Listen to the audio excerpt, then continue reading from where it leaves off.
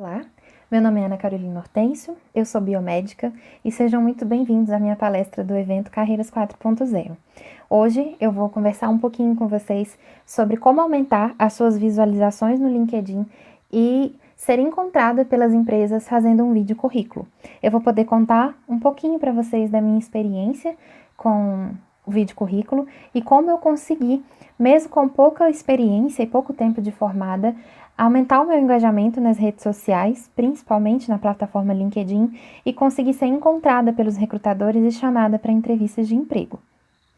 Então, como eu já disse, eu sou biomédica, eu sou analista clínica e bióloga molecular, eu me graduei no Centro Universitário de Brasília, UniCeub, e atualmente eu trabalho como biomédica analista clínica voluntária do Hospital Regional de Taguatinga, um grande hospital do Distrito Federal.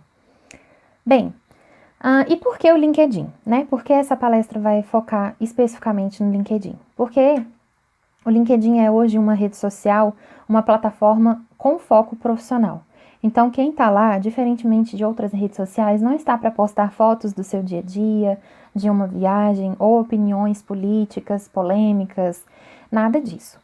O LinkedIn serve, né? O grande objetivo do LinkedIn é ser uma vitrine da sua vida profissional. Serve para que você consiga mostrar aos possíveis recrutadores, né, das empresas onde você quer trabalhar, o quanto o seu currículo é bom, o quanto você é um profissional competente e as coisas que você tem feito para se tornar um profissional ainda melhor. Então, o primeiro tópico que eu gostaria de conversar com vocês é justamente esse: currículo.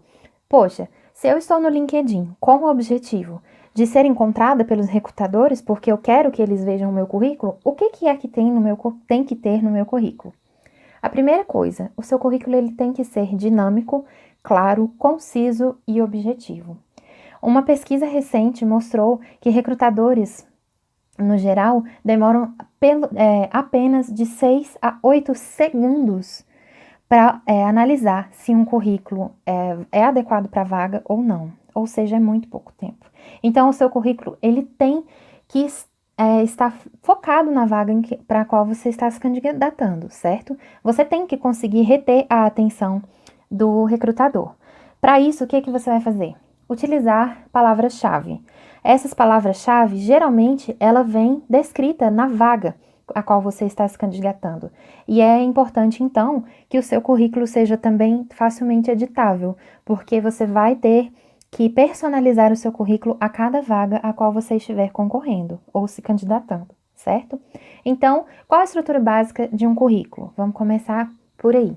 Você precisa colocar como título o seu nome, né? Deixa ele com letras grandes, bem visível. Abaixo do seu nome, os seus dados pessoais. Seu estado civil, quantos filhos você tem, e os seus e-mails, seu número de telefone, seu endereço. Não necessariamente precisa ser o endereço certinho, não precisa de CEP, mas o recrutador precisa saber onde você mora. Eu, por exemplo, moro em Taguatinga Norte. O recrutador precisa saber, né, dessa informação. E eu acho muito interessante também colocar o link para o currículo Lattes, se você tiver um, e o link também para o seu perfil do LinkedIn. Caso você esteja mandando o seu currículo para algum recrutador por e-mail, por exemplo, é só ele clicar que ele acha o seu perfil do LinkedIn. E é muito diferente, né? Porque os grandes especialistas em currículo não aconselham, a menos que o recrutador peça, que se coloque foto, por exemplo, no currículo. E quando o seu recrutador tem acesso ao seu link do LinkedIn, ele consegue ver a sua foto, ver as coisas que você posta, as coisas que te interessam, então as coisas que você curte, as recomendações que outros colegas de trabalho seu fazem no seu perfil, artigos que você já publicou. Daqui a pouco eu vou ensinar para vocês como fomentar, né, essa página do LinkedIn. Logo abaixo dos seus dados pessoais vem o seu objetivo profissional. Qual é o seu objetivo ao fazer esse currículo? No meu, por exemplo, no meu currículo está escrito trabalhar com análises clínicas ou biologia molecular, que são as minhas duas habilitações, como biomédica, analista clínica ou assessora científica, enfim, os meus objetivos dentro da minha profissão, dentro da minha carreira. Esse objetivo tem que ser como o nome diz, objetivo, né? No máximo 1 ou 2 linhas e utilizando as palavras-chave que os recrutadores podem achar você, porque é importante frisar que a gente vive um mundo onde o mercado de trabalho está em constante transformação. A tecnologia se inseriu na nossa vida cada dia mais, né? E hoje os recrutadores utilizam as ferramentas tecnológicas ao favor deles. Então, às vezes o recrutador, o ser humano, né, que trabalha no RH, não vai ficar prospectando currículos. Isso é feito por robôs, né, por máquinas ou por softwares de inteligência artificial. E o que esse software vai procurar? A palavra-chave, né? O recrutador coloca lá, eu preciso de uma vaga para biomédico.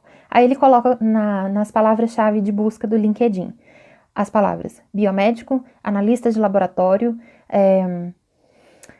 patologista clínico, enfim, as coisas, cargos que têm algum tipo de relação, certo? Com o profissional que ele está procurando.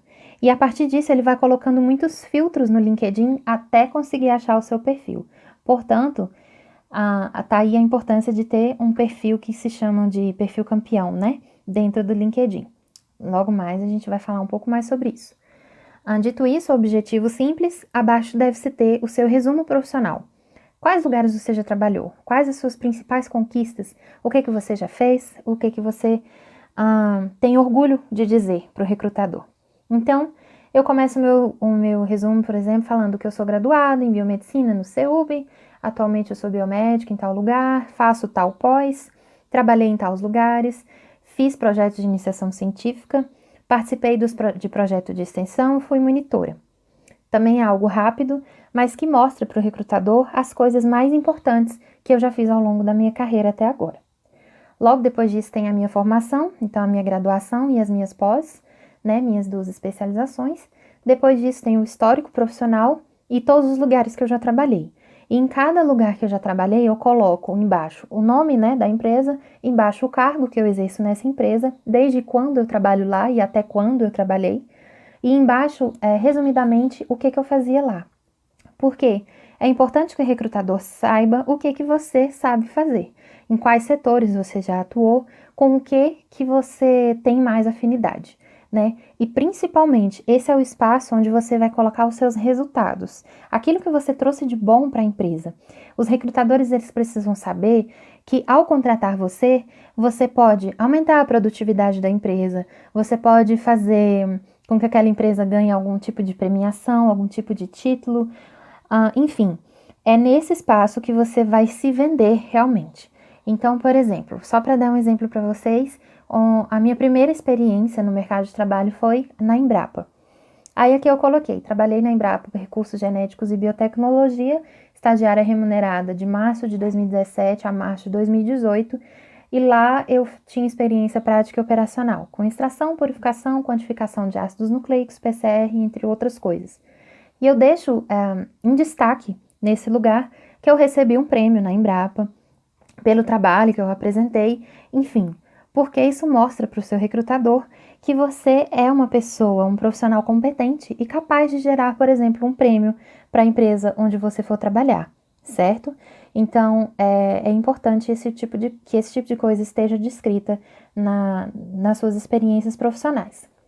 Logo abaixo de todos os lugares que eu trabalhei, eu coloco os idiomas que eu sou fluente ou tenho algum tipo de nível, né? Então, inglês, português, espanhol, francês, italiano, o que você falar, você coloca no seu idioma. E abaixo disso, um tópico rápido, assim, bem resumido, de cursos complementares. Eu coloquei só 3 cursos, os mais recentes possíveis, então um que eu fiz esse ano na UFG, um que eu fiz ano passado, e um outro que eu achei realmente muito importante estar no meu currículo, né? E é isso, meu currículo tem 2 páginas. E olha, eu já tive currículos de até 5 páginas. Eu te entendo o quanto que é difícil, às vezes, quando a gente já teve várias experiências legais, já foi em vários cursos, como é difícil resumir, né? Porque você acaba achando que tudo é importante, que você tem que colocar tudo lá no currículo. E não, o seu currículo ele tem que chamar a atenção do recrutador por ser um um documento fácil de ser lido, né? Ele não pode cansar o recrutador, porque imagine você que quando a galera do RH abre uma vaga dentro de uma empresa, não é só o seu currículo que ele vai ler. Eles recebem 200, 300 currículos para uma vaga, dependendo do tamanho da empresa, né? E aí eles vão fazendo filtros, filtros, filtros, mas quantos currículos eles não têm que ler até chegar no seu? Quando o seu currículo chega para ser analisado pelo recrutador, ele precisa ser um currículo fácil, de fácil leitura, que não seja cansativo, ok? Nada de... e seja clássico também. Pelo menos é a recomendação para profissionais da saúde, né? Isso não se aplica se você for, por exemplo, um profissional do marketing, da publicidade, propaganda, que aí você tem toda uma liberdade criativa, né? Para fazer o seu currículo ser bem artístico, colorido. Se você é um profissional de uma área mais séria, né? Mais administrativa ou da saúde, eu recomendo que se use fontes mais tradicionais, né? Arial, Calibre e cores sóbrias, né? Sempre preto, cinza, nada de coisas muito coloridas ou muito chamativas, certo? Dito isso, agora eu gostaria de falar com você, que assistiu essa palestra até agora, mas que está pensando, poxa, Ana, mas eu não tenho nada para colocar no meu currículo porque eu ainda estou na graduação, ou eu sou recém-formado, ou ainda eu acabei de começar minha graduação, e como você, eu também, eu digo, meu amigo, eu te entendo. Eu já estive na sua situação de não ter nada para pôr no currículo, absolutamente nada. Porque eu entrei na graduação aos 17 anos, né? Eu era muito jovem e eu nunca tinha entrado no mercado de trabalho. Graças a Deus, durante toda a minha vida, eu pude só estudar, né? Então, quando eu entrei na faculdade, eu não tinha nenhuma experiência para colocar no meu currículo. E o meu professor de português, no primeiro dia de aula, falou: eu quero que vocês tragam na próxima aula o currículo de vocês pronto. Eu fiquei, gente, o que eu vou pôr lá? Eu só tinha meus dados pessoais. Eu senti vergonha de mim. E naquele momento que eu fui fazer aquele currículo e eu senti aquela vergonha de me sentir totalmente crua, né? Eu prometi para mim mesma que um dia o meu currículo seria recheado, maravilhoso. E a mesma declaração eu fiz para mim mesma quando eu criei meu currículo na base Lattes, né? O meu currículo Lattes tinha nada, coitada, era pobre. Hoje meu currículo Lattes já tem 5 páginas. Ainda é muito pouco, né? Se for parar para pensar, o currículo do meu orientador de TCC, por exemplo, tem 42 páginas. E é muito, né? Mas um dia eu chego lá. É questão de tempo. A gente vai construindo a nossa carreira aos poucos. Basta a gente querer. E esse querer é o mais importante. Porque construir uma carreira de sucesso, uma carreira 4.0, a gente precisa estar disposto a pagar o ônus disso. A gente precisa se dedicar, precisa dedicar o nosso tempo, a nossa energia, precisa estudar, precisa se atualizar e às vezes abrir mão de estar com a nossa família ou um pouco da nossa vida social e dedicar toda a nossa energia, o nosso foco, né, para a nossa carreira, para a nossa profissão. É necessário. E a gente colhe os frutos disso e eu vou contar isso para você, pode ter certeza. Bom, voltando, né, a falar com você graduando, que você ainda está na graduação, ainda tem um currículo bem básico, o que você pode fazer durante a graduação que vai aumentar o seu currículo e fazer com que você, logo depois de formada, mesmo com pouca experiência, já seja uma pessoa que atraia a atenção dos recrutadores? Bom, várias coisas. Uma delas é fazer parte de uma liga acadêmica. Durante a graduação, eu fiz parte da Liga Acadêmica de Genética, e a Liga Acadêmica, ela nos traz principalmente o aumento do nosso networking, que é uma coisa que você precisa trabalhar ao longo de toda a sua carreira. Você precisa aumentar seu networking, a sua rede de contatos, né, as pessoas que você conhece dentro da área ou de áreas correlatas. Quanto mais profissionais relacionados à sua área você conhecer, melhor para você, mais fácil de algum dia, se você precisar de uma indicação, por exemplo, de você a conseguir, entende? Então, fazer parte de uma liga acadêmica me ajudou muito, me fazia estar frequentemente precisando de atualização, porque eu tinha que ler os artigos, eu tinha que participar das reuniões, fazer apresentações dos artigos que eu tinha lido, tinha que trabalhar em grupo, e isso é uma coisa muito boa, né? Se você sabe se você aprende a trabalhar em grupo, se você sabe gerir os conflitos que ocorrem, né, durante as relações humanas que acontecem no trabalho em grupo, você já é um profissional que se destaca. Não existe, pelo menos dentro de um laboratório, trabalho que se faça totalmente sozinho, né? Todo trabalho você depende dos seus colegas de profissão, dos seus colegas de trabalho. Então, saber se relacionar com calma, com inteligência emocional, com respeito, com educação é fundamental. E isso uma liga acadêmica de genética pode proporcionar a você. A segunda coisa que eu fiz durante a graduação, que me ajudou muito, foi projeto de extensão. Claro, se a sua faculdade oferecer todas essas coisas, né? O centro universitário onde eu trabalhei, onde eu estudei, me ofereceu todas essas oportunidades.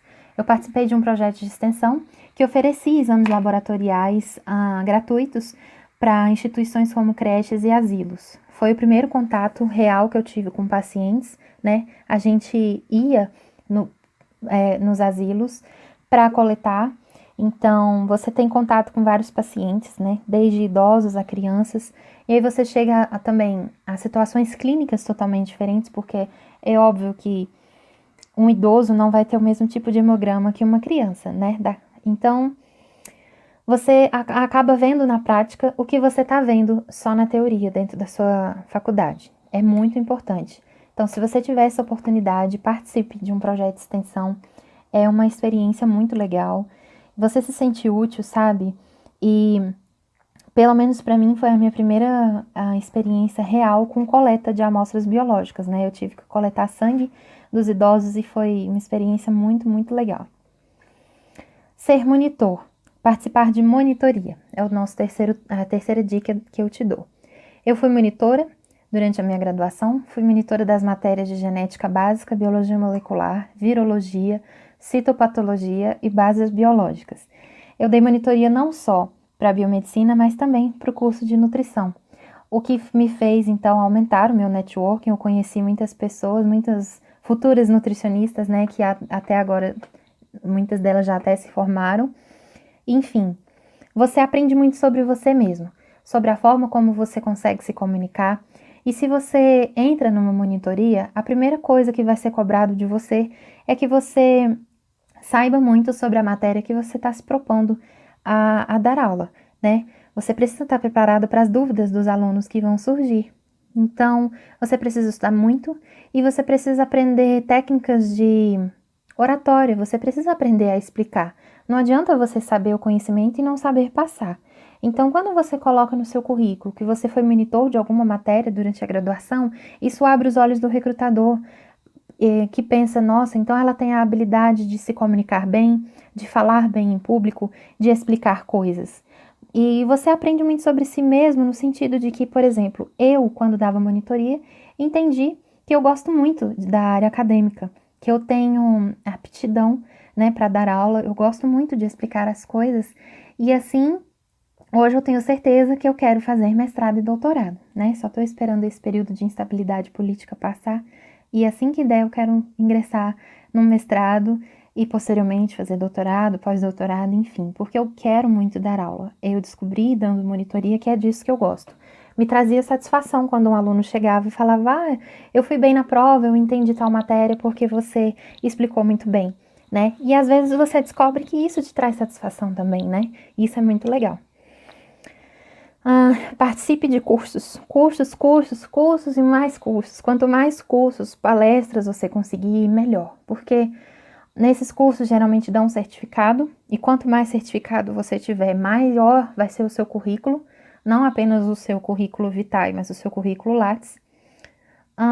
Além de que você aumenta o seu networking, porque nem todos os cursos que você vai participar são promovidos pela sua própria faculdade. Às vezes você vai participar de um curso em outra faculdade, vai conhecer outros alunos do mesmo curso que você, ou de cursos correlatos, professores diferentes dos seus, profissionais que estão atuando na área, que são especialistas no assunto, né, que eles estão dando aquele curso. Então, aumenta o seu networking, o seu conhecimento técnico naquele curso que você está fazendo, enfim. Acho que não preciso nem explicar, né? Faça muitos cursos porque você só tem a ganhar com isso. Vá em muitas palestras. As palestras também dão certificados, e todos esses certificados, além de poder ir para o seu currículo Lattes, também te dão horas extras curriculares, né? Eu não sei no curso de vocês, mas no curso de biomedicina que eu fiz, precisava ter pelo menos 800 horas de horas complementares, né? Senão eu não me formava. Então, assim, eu lembro que o primeiro dia que falaram, tem que ter 800 horas, nossa, 800 horas é muito. Mas eu me envolvia tanto com o meu curso que rapidinho eu consegui as 800 horas, né? Justamente porque eu participei de liga, eu fiz projeto de extensão, várias coisas que me davam horas complementares, né? E vários cursos, principalmente da área da saúde, exigem a hora complementar, né? Complementação de carga horária para formatura. Senão você não consegue adquirir o seu diploma. Outro ponto muito, muito importante. Presta atenção agora. Para tudo. Projeto de iniciação científica, PIC. O PIC mudou a minha vida. Eu digo isso com muita segurança. Por quê? O projeto de iniciação científica foi uma grande oportunidade que eu tive, não apenas de entender que eu tenho o feeling para a carreira acadêmica, que eu gosto da área científica e que eu quero fazer ciência e pesquisa, como também me fez ganhar o primeiro prêmio que eu ganhei na minha vida. Eu ganhei o prêmio de menção honrosa dentro do INICEUB de melhor trabalho apresentado na categoria Ciências da Vida. Então, a hora que você pega aquele diploma que está dizendo ali, aquele reconhecimento, né, menção honrosa por melhor trabalho, parece que tudo faz valer a pena. Fazer um projeto de iniciação científica não é fácil, né? É estressante, é trabalhoso, demanda muito de você, mas vale muito a pena, cada minuto. Porque imagine você, mesmo se você não queira, né, você não pretende, como eu, seguir carreira acadêmica, você tem certeza que você não gosta de pesquisa, você não tem feeling, né, para ser cientista, faça. Porque aumenta o seu networking, você tem um contato muito próximo com o seu orientador, que pode vir a ser uma pessoa que te indica depois para uma vaga de emprego, né, dentro do mercado de trabalho. E no meu caso, por exemplo, eu não fiz meu PIC sozinha, eu tive uma parceira de PIC, né, e ela é minha amiga até hoje. E se nós não tivéssemos feito esse PIC sozinhas, juntas, nós provavelmente não seríamos, né, amigas. Então é um ganho pessoal, é um aumento de networking e um aumento de prática mesmo. Porque é você que está fazendo a sua pesquisa. Então é você que tem que ir atrás de fazer o seu referencial teórico, os seus experimentos. Então, eu digo por mim, assim, eu aprendi a fazer técnica de Gram, eu aprendi a fazer meio de cultura. Foi a primeira vez que eu estive em contato com microbiologia ambiental, porque eu trabalhava com uma bactéria que cresce no solo, né, Bacillus thuringiensis. Então, eu tive que aprender tudo sobre essa bactéria, né, estudar sobre a origem dela, como ela cresce, os padrões de crescimento, a bioquímica, tudo. Então, eu aprendi a fazer, por exemplo, coloração com Sudan Black, que é uma coisa que eu nunca tinha visto, nunca tinha feito.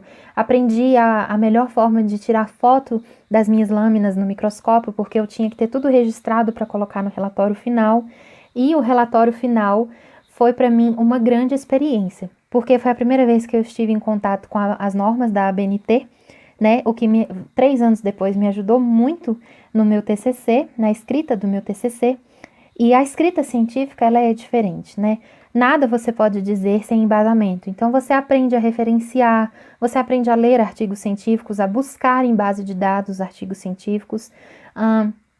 E como você é a responsável pela escrita científica do seu relatório, você acaba tendo uma proximidade tão grande que quando você vai apresentar nos congressos, né, o seu trabalho, você pensa, nossa, ninguém sabe isso mais do que eu. Isso te gera confiança, faz com que você aprenda muito mesmo. É um ganho inestimável, assim. Eu não sei dizer o quanto o projeto de iniciação científica mudou a minha vida. Eu só tenho a agradecer a oportunidade que o meu orientador me deu por isso.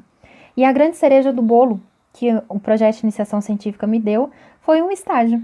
O meu primeiro contato com o mercado de trabalho eu consegui pelo meu projeto de iniciação científica.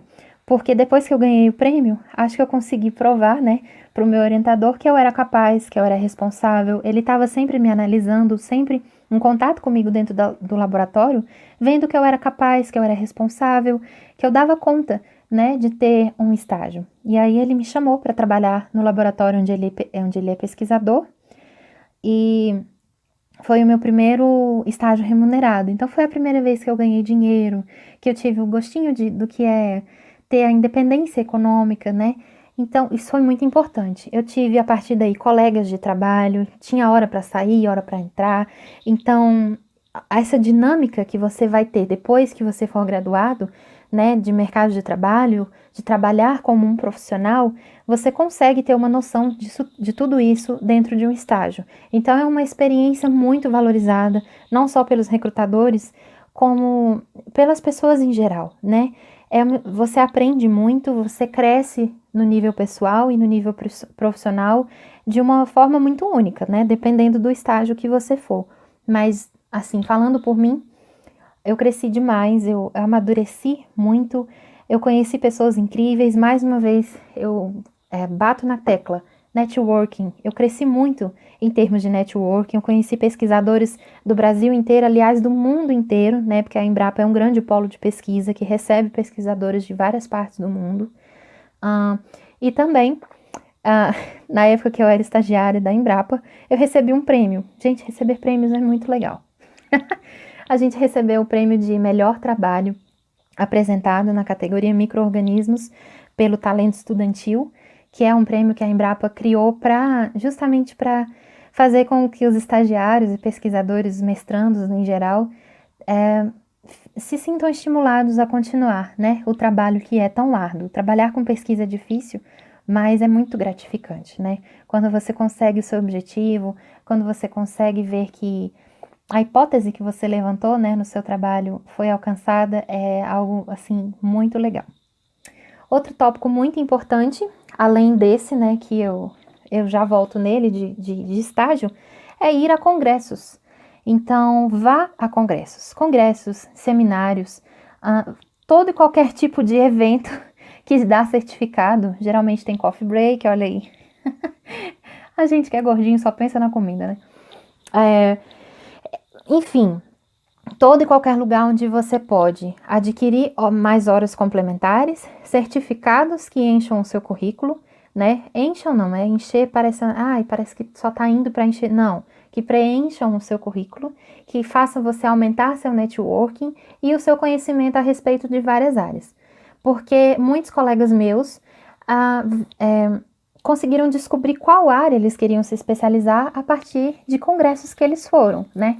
Eu tenho uma colega que hoje faz especialização em perfusão extracorpórea e ela decidiu ser especialista em perfusão depois de assistir uma palestra do Dr. Jeff Chandler, que é perfusionista em Goiânia. Ela se apaixonou pela área e decidiu que era aquilo que ela queria para ela, né? Então isso também é muito importante. Se você está no curso, está entrando agora e não tem certeza do que você quer fazer depois da graduação, vá a esse tipo de evento, porque lá você vai conseguir ter uma noção da área que mais você tem afinidade, do que você mais gosta de fazer. Então, sempre essa tecla da rede de contatos, horas complementares, certificados, né? Preenchimento de currículo. Isso é muito importante. Outra coisa que me ajudou muito foi a organização de eventos, né? Tá lá no meu currículo a experiência de organizar um evento como esse, um evento científico. Então, eu tive a oportunidade de participar da organização do primeiro seminário promovido pela Liga Acadêmica de Genética do UniCeub e foi uma experiência única. Primeiro porque é muito estressante e geralmente quando você você vive, né, experiências que são muito estressantes, é uma oportunidade de você aprender a gerir, né, o seu nível de estresse e de você treinar a sua inteligência emocional. E se você entrar no mercado de trabalho hoje com o nível de competitividade que a gente vive atualmente, sem ter inteligência emocional, você não vai conseguir manter o seu emprego, né? Então, eu creio que mais do que conseguir um emprego, que já é muito difícil no cenário atual, manter o seu emprego também é muito importante, né? E ter inteligência emocional para gerir o seu estresse, o seu medo, a sua insegurança é muito importante. Organizar um evento mais uma vez, ajuda a te aumentar o seu networking, a sua rede de contatos, porque você vai entrar em contato com diversos potenciais palestrantes para o seu evento, né? Alguns vão recusar, outros vão aceitar, e aí você vai ter que conversar com pessoas de diversas áreas, e isso é extremamente importante. Quanto mais pessoas diferentes você conversa, mais você aprende, né? Quanto mais visões diferentes de mundo você entra em contato, mais você também aumenta, expande o seu conhecimento, as suas ideias, a sua visão de mundo é expandida, né? E hoje, mais do que nunca, nós vivemos a construção de uma sociedade plural e que tem respeito às diferenças. Então, todo o preconceito, ele advém de algum tipo de ignorância. Quanto menos ignorante você for, menos preconceituoso você será, portanto, menos dificuldade de conviver com as diferenças e de aceitar o diferente será. E esse é o tipo de profissional que o mercado hoje, em um mundo globalizado e dominado pela tecnologia, precisa. Você precisa aprender a conversar com diversos tipos de pessoas, a conhecer diferentes culturas. Vai que o seu colega de trabalho é muçulmano. Você vai ficar com aquele tipo de piadinha que eles não aguentam mais ouvir sobre terrorismo? Isso é muito feio. Chega disso. A gente precisa aprender a respeitar o ser humano, a respeitar as diferenças. Durante a graduação, eu tive um colega de graduação que era autista.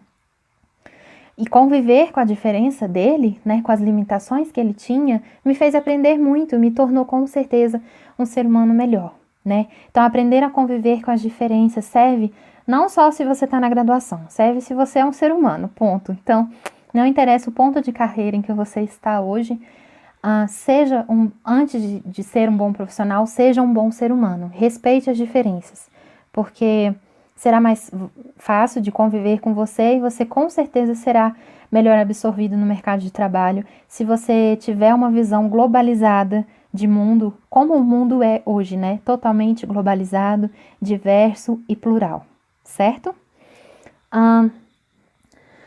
Deixa eu ver aqui um outro tópico muito importante, fazer rede de contato, já falei, colaborações, né? Fazer trabalho em grupo, né? É o grande terror da faculdade, fazer trabalho em grupo, porque é muito estressante, você briga com alguns colegas, mas olha, experiência pessoal, tá? Foi em trabalhos em grupo que eu saí da faculdade com os meus melhores amigos. Então, assim, hoje eu tenho grandes amigos que são, né, fazem parte do meu círculo de amigos porque fizeram trabalho em grupo comigo. Então, teve algum momento que a gente conseguiu se respeitar, se aturar e não se matar e nos tornamos até amigos, né? Então, é muito importante. Trabalho em grupo não serve para você fazer tudo sozinho e os seus colegas escorarem em você, não serve só para você matar o coleguinha, serve para você fazer amigos, né? É um ganho pessoal. E, novamente, networking, né? Aquilo, toda aquela história que a gente já falou de ter uma rede de contatos sólida. Por quê? Atualmente, as vagas, elas são preenchidas principalmente por indicação, né? Os grandes laboratórios, imagine você o quanto que um laboratório... pensa aí num grande laboratório da sua região, não quero falar marcas aqui, né? Pensa o maior laboratório que você conhece. Imagina a quantidade de currículos que esse laboratório recebe por dia. Quanto de pessoas não quer trabalhar naquele lugar? Você acha que o RH desse grande laboratório que todo mundo quer trabalhar não vai primeiramente pedir indicações dos profissionais que já trabalham lá, de profissionais que eles têm confiança? Lógico, né? A indicação é um meio muito mais fácil do recrutador conseguir um colaborador que é comprometido com o trabalho e que vai ser, né, um processo seletivo acertado para aquela empresa. Então, foquem sempre nisso, networking, uma rede de contatos forte, ok? E isso, como eu já falei, vocês vão conseguindo para palestras, congressos, eventos. E uma coisa que parece boba, um tópico que eu separei aqui, porque eu acho importante, é vá às aulas. Se você ainda está na graduação, às vezes tem dias que a gente está cansado, fica com preguiça, fica em casa dormindo, ou tem gente que mata a aula para ir para o bar. Não seja esse tipo de aluno. Deixe que os seus professores vejam você, seja um aluno interessado, participe das aulas, seja assíduo, enfim, Se interesse. Às vezes você acha que você não gosta de determinada matéria e depois você acaba se surpreendendo. Eu posso dizer por mim, eu tinha muito preconceito com parasitologia, por exemplo. Eu achava que era só fezes. E eu tive uma professora de parasitologia tão maravilhosa que hoje eu sou totalmente apaixonada pela parasito, eu reconheço a importância, né? Parasita é muito mais do que fezes. Existem vários parasitas que não são encontrados em amostra, né, de EPF. Então, assim, tenham a mente aberta e sejam vistos. Quem não é visto não é lembrado. Participe, se engaje, corra atrás. Você não será o melhor na sua profissão se você não tiver o ônus de ter que despender o seu tempo e a sua energia investindo em si mesmo. Invista na sua carreira.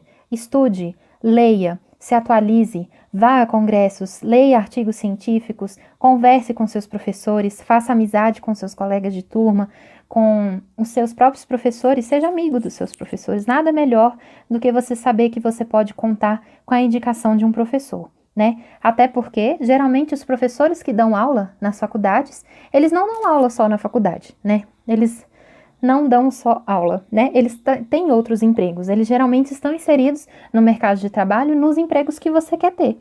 Então, eu tive, por exemplo, muitos professores biomédicos, biólogos, farmacêuticos, bioquímicos, né? Até mesmo dentistas, veterinários, enfim, profissionais da saúde que estão inseridos no mercado de trabalho e que podem um dia me indicar em alguma vaga, né? Às vezes algum recrutador está em dúvida entre um candidato entre você e algum outro candidato e ele liga para os seus professores para pedir indicação. Isso é muito comum, tá?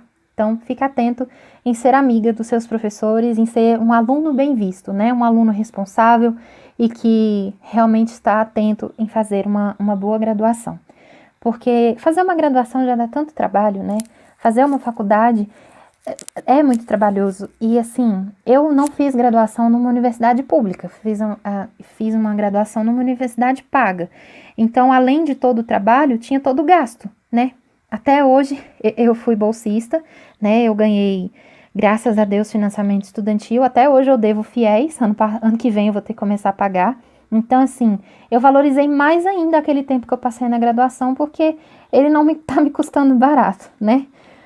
Bem caro. Então, aproveite, se você é de universidade pública, aproveite a oportunidade, porque para você também não é de graça. Na verdade, você está pagando a sua universidade pública por meio de impostos.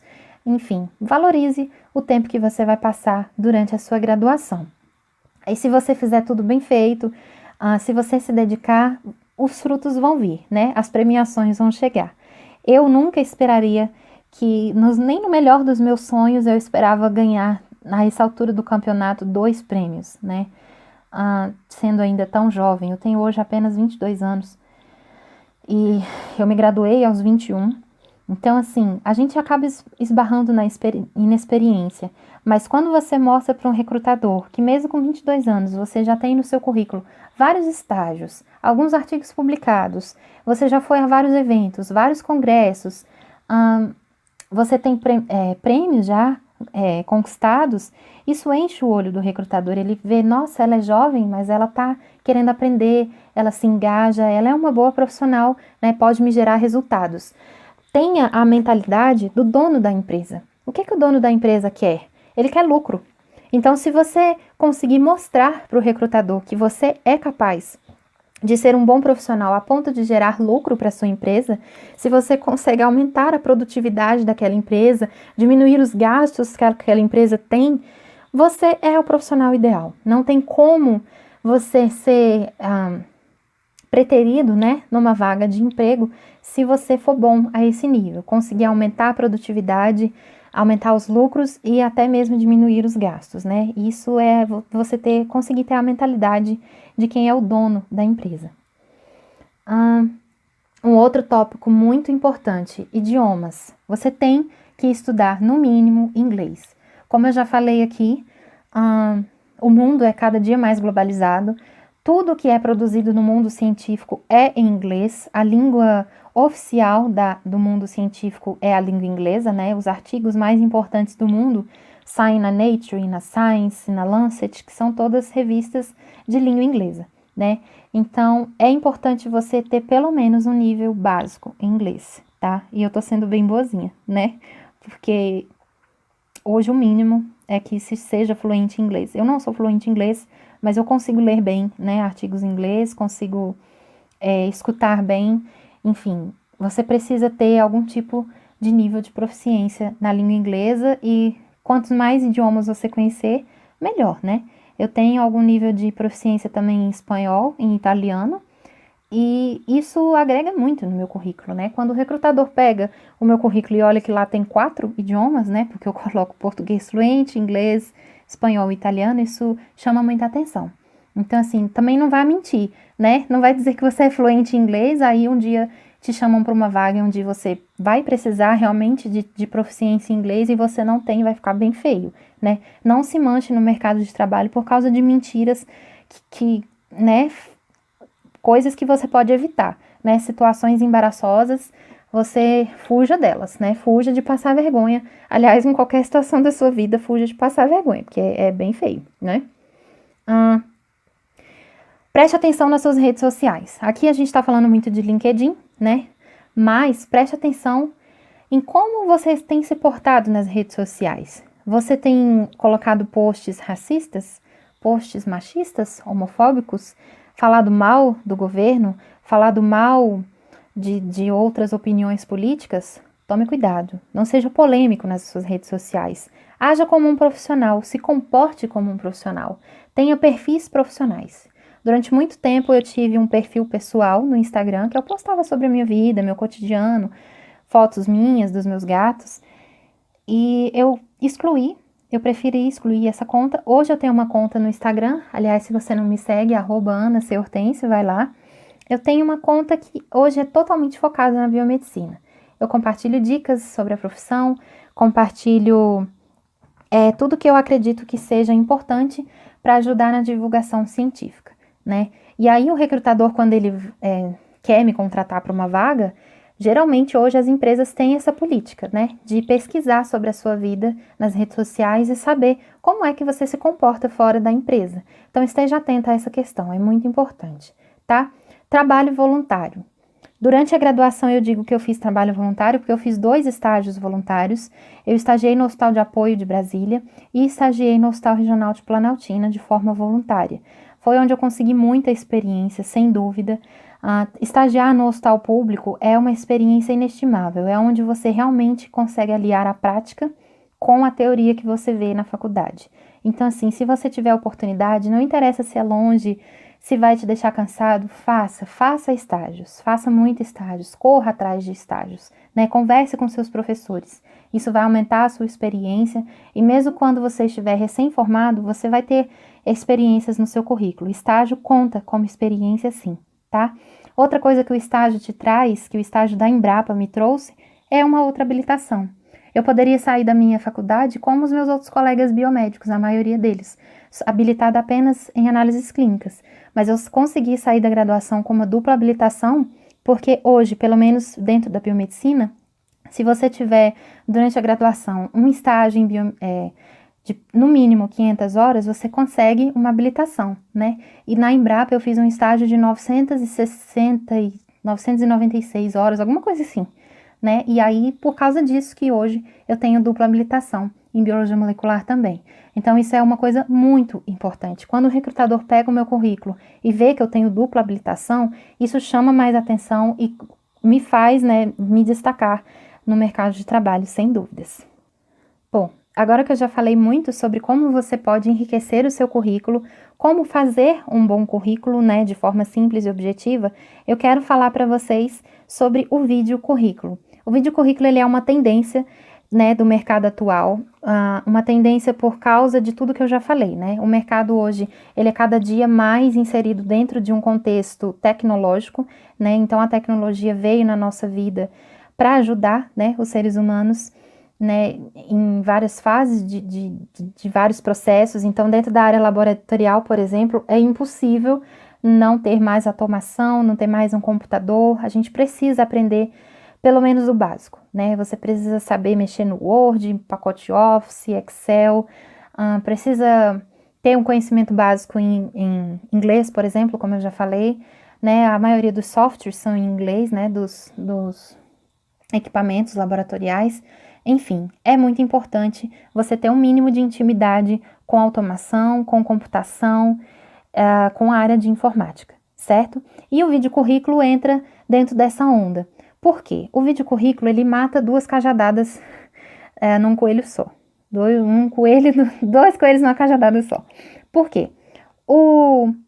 Ainda mais no período da pandemia, que está todo mundo em isolamento social, o recrutador vai olhar o seu currículo, o seu vídeo currículo, ele vai ver o seu rosto, vai ver a forma como você fala, o jeito como você se porta, a forma como você se comporta. O recrutador já vai ter uma noção, mesmo sem precisar de uma entrevista presencial, de como você é, né? Ele vai saber se você é uma pessoa calma, se você é ansiosa, se você fala rápido, se você fala devagar, e tudo isso é analisado pelos profissionais de RH, que geralmente são psicólogos, né? Que têm uma noção de análise comportamental, enfim. Eu fiz um vídeo currículo porque eu me candidatei a uma vaga de um grande laboratório aqui de Brasília, e essa vaga exigiu que eu fizesse um vídeo currículo de no máximo 2 minutos, explicando a minha trajetória profissional e contando um pouco mais sobre as minhas qualificações.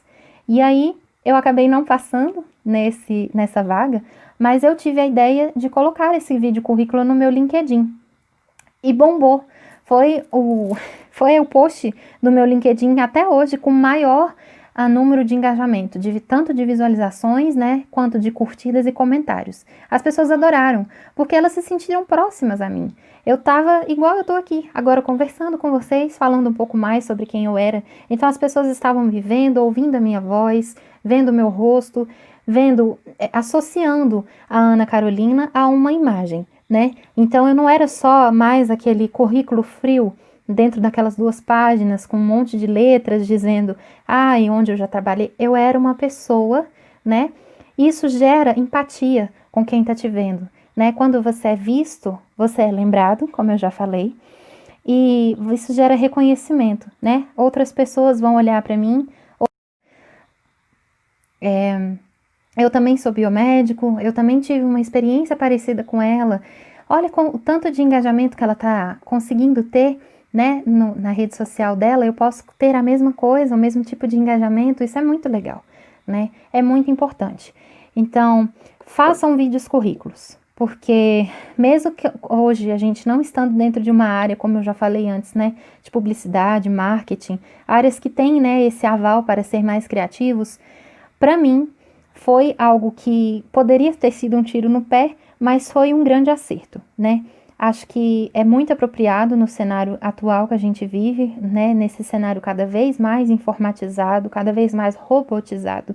Então, assim, mesmo que eu não tenha conseguido a vaga inicial, eu consegui, a partir desse vídeo, chamar a atenção de outros recrutadores que acharam tão bom o currículo, que me chamaram para outras entrevistas presenciais e eu consegui uma vaga de emprego, né, em um outro laboratório, né, em um outro grande hospital daqui de Brasília, mas eu me inseri no mercado de trabalho sim, meu primeiro emprego veio depois que eu fiz um vídeo currículo. Então, assim, o que eu fiz? Como vocês sabem, eu sou biomédica analista voluntária no HRT, então eu peguei um dia lá que eu estava trabalhando à noite, estava mais tranquilo, não tinha mais nada para fazer, eu estava de jaleco, estava no meu ambiente de trabalho, e o que foi algo, né, muito decisivo, né, os recrutadores falam que quando me viram naquele ambiente de trabalho, parece que, não sei, eles já te imaginam trabalhando na empresa deles, né, criam aquele cenário, aquela imagem na cabeça do recrutador, de que você vai trabalhar na empresa dele, né? Eu sempre termino a entrevista de emprego quando eles falam, você tem alguma dúvida? Eu falo, tenho, quando é que eu começo a trabalhar na empresa? Entende? Porque isso força o recrutador a te imaginar trabalhando lá, sabe? Enfim, é uma técnica chamada de PNL, né? É uma das técnicas do PNL, de programação mental, não em você, né? Em outra pessoa. Mas enfim, isso é assunto para outra palestra também. Se quiserem, outro dia eu conto a minha trajetória na biomedicina e em outras técnicas que a gente também domina. Então, eu vesti o meu jaleco, peguei o meu celular, da mesma forma que eu tô fazendo aqui agora, gravando com o celular e usando o microfone do fone de ouvido, né, que capta de forma clara a minha voz, e comecei a falar de forma espontânea quem eu era, a minha formação, as minhas experiências, e isso me ajudou demais, né? Isso gera empatia, me ajudou não apenas a ser melhor vista dentro do LinkedIn, mas, como eu disse, a ser aprovada. Porque ali eu estava sendo apenas eu, né? Dentro do meu ambiente profissional, com o meu jaleco, falando, deixando claro o quanto eu sou apaixonada pela biomedicina, o quanto eu amo tanto ser biomédica que eu me proponho a fazer isso até de graça, né? Porque eu faço trabalho voluntário. Então, assim, se mostre uma pessoa apaixonada, uma pessoa que gosta do que faz, e isso vai com certeza chamar a atenção dos recrutadores para o profissional excelente, o potencial que você tem de mostrar o seu trabalho dentro do mercado de trabalho, dentro da empresa que você está se propondo a trabalhar, né? Acho que é isso tudo que eu queria mostrar para vocês. A grande mensagem que eu tenho é essa, né? Se você quer hoje ter uma carreira 4.0, invista em si próprio, faça cursos. Uma coisa muito importante, vá a congressos e principalmente em congressos fora da sua cidade, né?